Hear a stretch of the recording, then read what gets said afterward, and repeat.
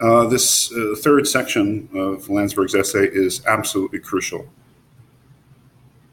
to understand if you're going to understand his thought as a whole. And there's some very simple concepts here, but they simply have to be absorbed in order to have any idea what he's doing.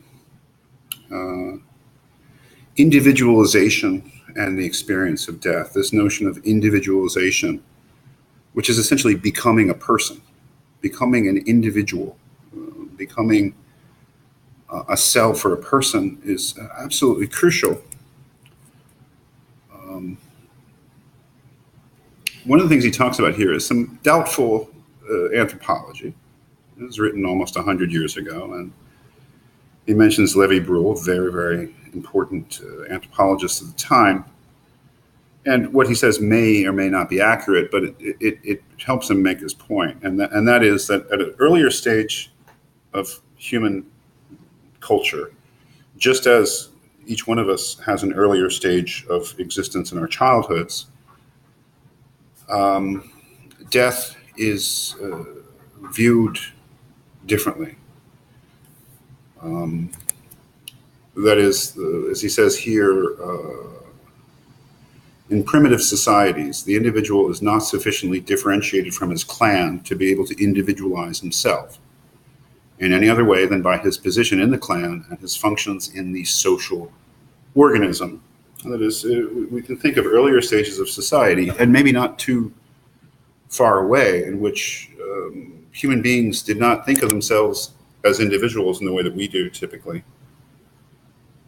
They thought of themselves in reference to the place that they had within the society, the function that they fulfilled, the role that they played in the so-called social organism. These are earlier stages of society, pre-modern societies, if we're talking about Western societies. And in those societies, what Landsberg is claiming is that death is the death of the individual human being is not such a big deal, right?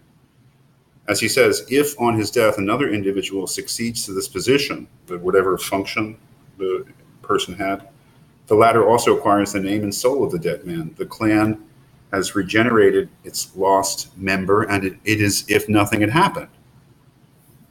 Men, according to the classic simile, are like the leaves on the tree. The death of the individual is not as significant because the individual is not really the individual yet. We're like the leaves on the tree. We fall and we're replaced by other leaves, and that's what's important. The sustaining of the social organism, of the social whole, the community. But then something happens, right? He says, we may therefore observe a historical phenomenon which is so general that it may be adduced as a law. An awareness of death goes hand in hand with human individualization, the constitution of the person. Very interesting idea. As we become individuals, individual persons who are aware of themselves as distinct from others, as unique, and I think something he doesn't come out and say it, as having a value as individuals. Right? That is, we're not valuable because we do this or that for the community. We're not valuable because of the function we have, the job that we do, the role that we play. We are intrinsically valuable because we are individual persons. Our realization of that is inextricably bound up with our awareness of death and the true nature of death, Landsberg would say. It's by becoming aware of ourselves, and here again the philosopher Kierkegaard is in the background, just as he was with existentialism. This coming to awareness of myself as a self is also the process of becoming a self. That is, self-consciousness is how we become individuals. When we become aware of ourselves as individuals, that's when we become individuals, as paradoxical as that may sound.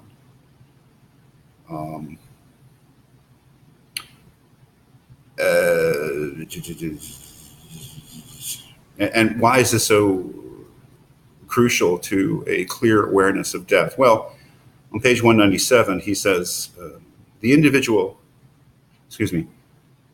thus, at the top here, it is not primarily the awareness of an individual death which grows more intense, but rather the sense of the menace of such death. Okay. The individual endows it with a content proper to him alone, which must therefore exceed the limits of the clan, regeneration by the clan, and rebirth within the clan. That is, the significance of my death is no longer how it affects others and how it affects the social organism.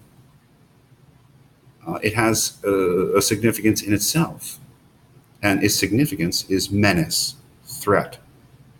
It is only from this moment that he conceives a factor capable of being threatened by real annihilation. That is to say, that he conceives the possibility of individual death.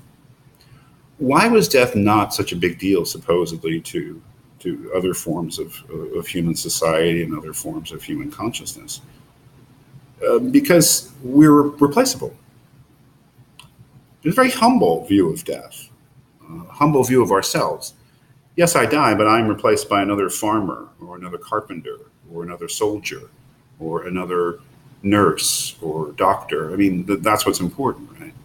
So death really is not such a big deal because what death eliminates is not such a big deal. Once I realize myself, once we realize ourselves as unique, irreplaceable human beings, then death threatens to wipe us out. Wipe out something unique and irreplaceable. I hope that you're seeing where this is going. It's going in a very Christian way. And if you are a Christian, there's got to be some out there, Catholic, Protestant, otherwise, you're going to learn something about Christianity by reading just this section of his essay. The significance of Christianity for Landsberg is the emergence of the irreplaceable individual. It's the basis for the Catholic view, a Christian view, that there's a sanctity of human life. The emergence of, as we'll see later on, Landsberg believes it was only with Christianity that true individuals emerged. That is the historical significance of Christianity. So it's only when we become true individuals and realize ourselves as true individuals that we become aware of the true nature of death. And that nature is that it is menace. It is threat. In a way it wasn't before, because now that I've realized myself as an individual, I am menaced and threatened by death because death threatens to wipe me out, to end me.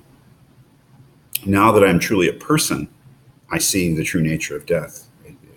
And it opens up a whole bunch of questions that Landsberg has to deal with, but it's absolutely essential. And it is definitely, as he suggests later in this short section, bound up with new ideas, new religious ideas about the afterlife. One of the things that we have to acknowledge is that before Christianity, even in Judaism, there were very murky views of the afterlife. Most cultures didn't believe in one, and those that didn't have a very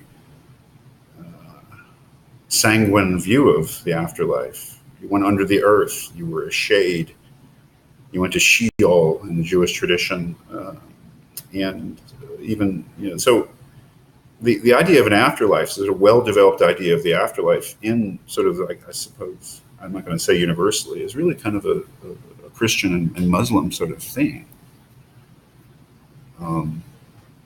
Of course, Christianity is basically a form of Judaism. I hope we all realize that. It's a branch of Judaism which developed its own doctrine. So it's a Jewish idea too, but it's its own specific thing, Christianity.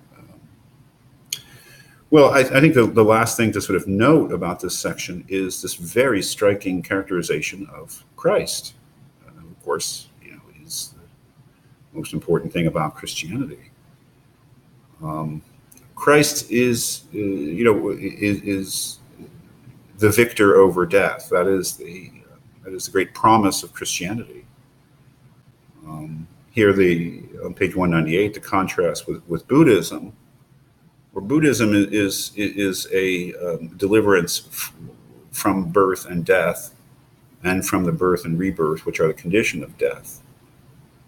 As he says, Buddha promises a death which shall be followed by no birth, and thus by no further death. Or you think about that way of looking at things, the deliverance from the cycle of birth and death is what the individual wants to achieve, right?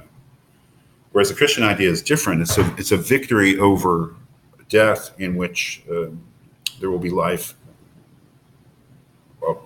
as he says, but Christ promises a birth which shall be followed by no death, eternal life, as opposed to a deliverance from the cycle of life and death, which is a very, obviously, very, very powerful idea to Christians. Or as he says here, Christianity is the supreme affirmation of victorious life. So this notion of Christ as the victor over death, death is the enemy, death is the menace, the threat. That is, it's not something that is acceptable, which is a really quite amazing view. Death is not natural in the sense that it's something that needs to be accepted. It's something that needs to be fought. The triumph over sin, and by the same act over death. Death is the enemy. Death is an offense. Death is something that needs to be conquered and can only be conquered by the help of Christ. Very, very deep, especially Catholic view, but quite striking.